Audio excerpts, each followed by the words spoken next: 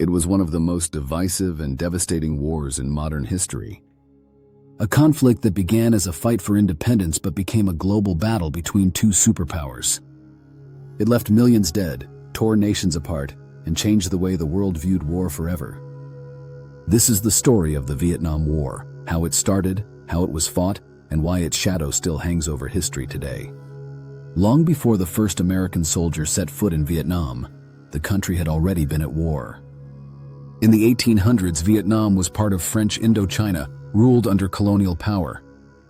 But during World War II, Japan invaded the region, pushing out the French. When Japan surrendered in 1945, a new struggle began. A revolutionary named Ho Chi Minh, who had spent time in Europe and even briefly in the United States, declared Vietnam independent.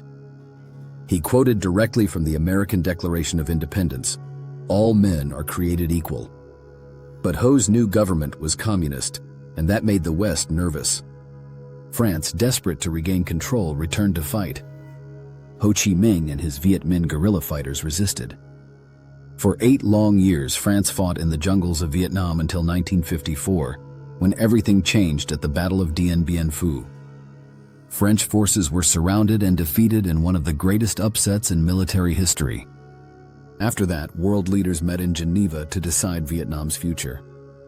The country was split into two: North Vietnam, led by Ho Chi Minh, and South Vietnam, backed by the United States.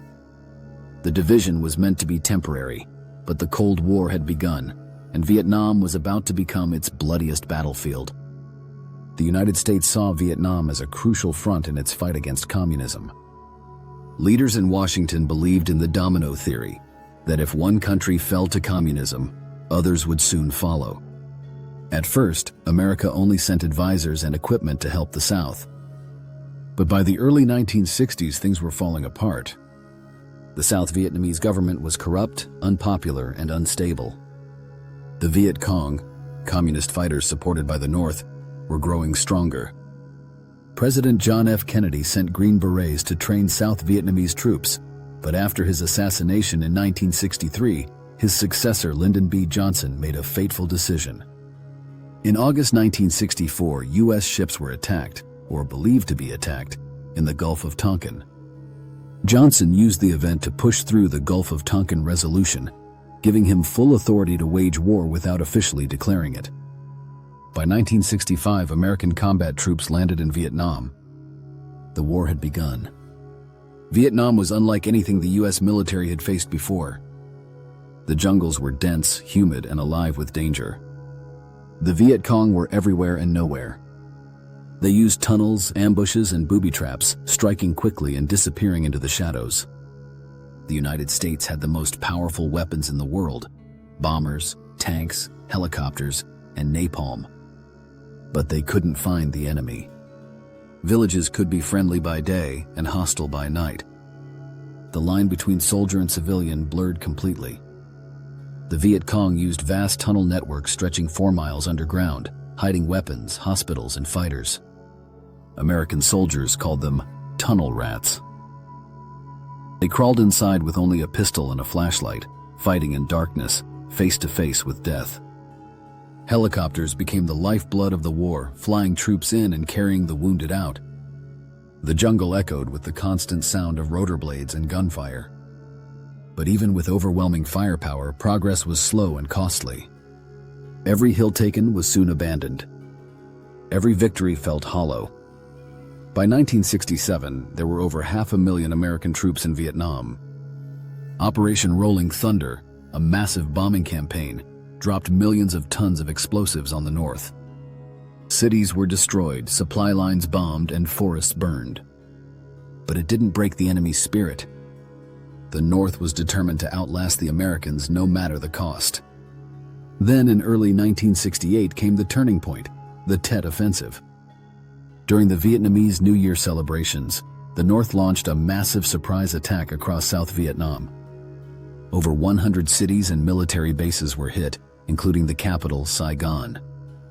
The U.S. and South Vietnamese forces fought back and won militarily, but on television screens back home, it looked like chaos. The war that leaders claimed was almost over suddenly seemed endless. For the first time, Americans questioned if victory was even possible. Protests erupted across the United States. Students marched through cities, musicians sang against the war, and draft cards were burned in defiance. In 1970, the Kent State shooting shocked the world when 4 students were killed by the National Guard during a protest. Confidence in the government collapsed. The war had become a political and moral disaster. Images of suffering filled the news: villages burned, soldiers broken, and civilians running from fire. One photo, a young girl burned by napalm running down a road, became the symbol of the war's horror. President Richard Nixon took office promising peace with honor. He began pulling troops out while expanding airstrikes and secretly bombing neighboring Cambodia to cut off enemy supply lines. The policy was called Vietnamization, shifting the fighting to South Vietnamese forces. But the war dragged on. In 1973, after nearly a decade of combat, a peace agreement was signed in Paris. The United States withdrew its last combat troops, leaving South Vietnam to stand on its own. 2 years later, the North launched one final offensive. The South collapsed. On April 30th, 1975, North Vietnamese tanks rolled through the gates of the presidential palace in Saigon. Helicopters lifted desperate civilians and diplomats from rooftops as the city fell. By nightfall, the war was over. Vietnam was united under communist rule. The cost was unimaginable. Over 3 million people were killed, most of them Vietnamese civilians.